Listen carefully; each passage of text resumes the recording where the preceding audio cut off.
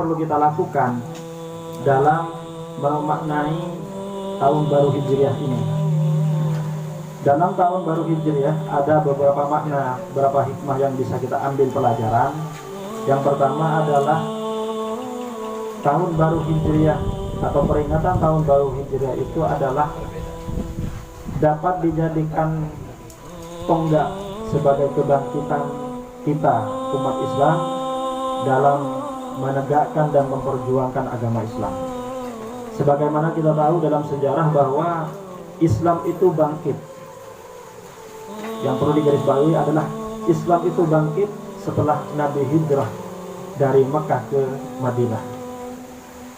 Kita tahu dalam sejarah bahwa ketika sebelum hijrah, betapa sengsaranya umat Islam di Mekah karena mendapat perlakuan yang tidak manusiawi, mendapatkan intimidasi, mendapatkan penyiksaan, tekanan, baik secara fisik, secara politik, secara ekonomi. Sehingga setelah Nabi hijrah ke Madinah, semua tekanan, kesengsaraan itu dapat dikatakan sedikit demi sedikit mulai berkurang, karena setelah berada di Madinah, umat Islam membangun suatu membangun demokrasi, membangun negara, membangun kekuatan, sehingga umat Islam bangkit pada masa itu. Maka dari itu kita sebagai generasi muda memaknai momentum tahun baru Hijriah ini bahwa kita harus bangkit. Generasi muda harus bangkit. Bagaimana caranya kita bangkit?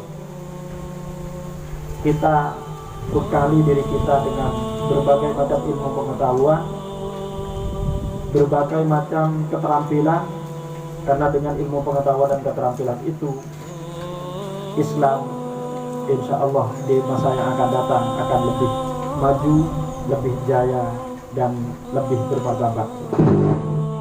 Nah, maka dari itu para hadirin dan hadirat yang saya hormati,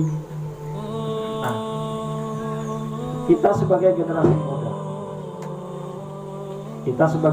muda harus tetap punya semangat untuk selalu berjuang dan punya rasa optimis bahwa dengan bekal yang kita punyai, dengan semangat yang kita punyai, Islam akan jaya, Islam akan maju di masa-masa yang akan datang. Sehingga dari itu umat Islam, kalau tadi kita bicara Islam, sekarang umat Islam, terutama yang ada di Indonesia, menjadi umat yang maju, menjadi umat yang sejahtera, menjadi umat yang mempunyai kekuatan, menjadi umat yang mandiri dalam segala hal. Nah, kalau kita amati di Indonesia itu sekarang mayoritas umat Islam. Tetapi kiprah umat Islam dalam berbagai macam aspek kehidupan, baik itu bidang politik, bidang sosial, dan bidang-bidang yang lain, ternyata sampai saat ini kiprah umat Islam itu masih di bawah rata-rata. Kita lihat saja, misalnya pejabat memang mayoritas umat Islam. Mayoritas pejabat itu adalah umat Islam. Tetapi kebijakan-kebijakan yang diambil dari pejabat itu masih banyak yang tidak mengedepankan nilai-nilai keislaman. Maka dari itu, dan dengan momentum tahun baru Hijriah ini, mari kita bangkit. Kita bangkit, Islam jaya, umat Islam jaya. Seperti itu. Kemudian yang perlu kita pahami, yang perlu kita maknai, kita ambil pelajaran dari peringatan tahun baru Hijriah ini adalah semangat persaudaraan. Semangat persaudaraan ini penting. Bagaimana kita membangun semangat persaudaraan agar persaudaraan kita itu menjadi persaudaraan yang kuat dan kokoh. Persaudaraan yang kuat dan kokoh itu adalah persaudaraan yang dibangun dengan nilai-nilai keislaman yang dibangun dengan akhlakul karimah. Karena tanpa bangunan keislaman, tanpa bangunan nilai-nilai keislaman, tanpa bangunan akhlakul karimah, persaudaraan itu sulit, bahkan tidak mungkin dapat menjadi persaudaraan yang kuat dan kokoh. Kita berbeda-beda. Perbedaan itu adalah suatu keniscayaan. Perbedaan itu adalah sudah merupakan sunnatullah, sudah ketentuan dari Allah.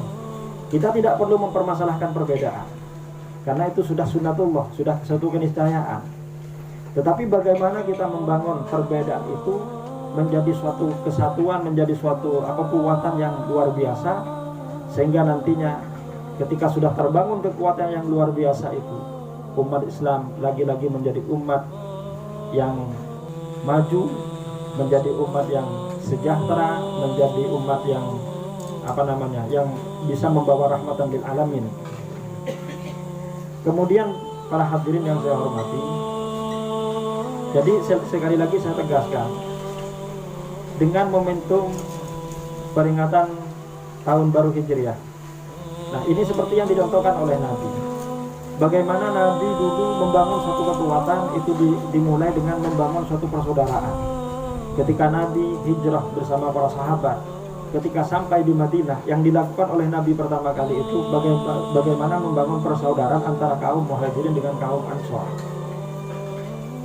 Oleh Nabi dipersaudarakan, dipersatukan, sehingga setelah bersatu, setelah menjadi saudara, menjadi suatu kekuatan, menjadi suatu amunisi yang luar biasa untuk kebangkitan Islam pada masa itu. Ini yang bisa kita ambil makna dari peringatan tahun baru Hijriah. Kemudian para hadirin dan hadirat, para mahasiswa yang saya hormati, selain itu yang penting bagi kita adalah tahun baru Hijriah itu dijadikan renungan untuk mengevaluasi diri, mikir apa yang telah kita lakukan dan apa yang akan kita lakukan. Apa yang telah kita lakukan kita renungkan, apakah yang saya lakukan itu sudah baik atau tidak, apakah yang saya lakukan itu sudah ada berdampak, ada manfaat atau tidak, apa yang saya lakukan itu sudah sesuai dengan nilai-nilai keislaman atau tidak.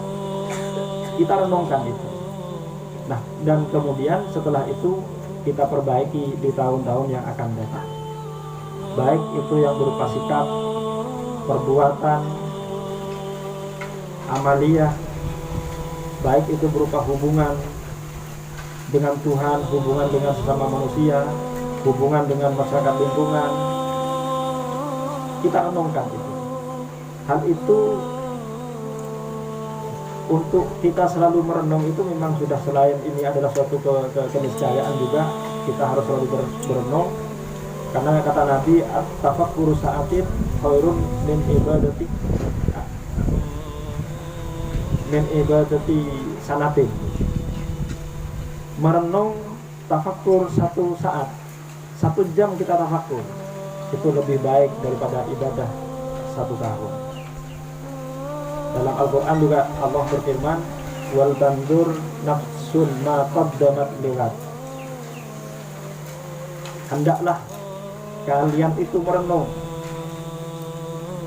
hendaklah kita semua itu merenung terhadap apa yang telah kita lakukan liwat untuk di kemudian hari. Di kemudian hari itu bisa untuk hari esok, bisa untuk hari yang akan datang.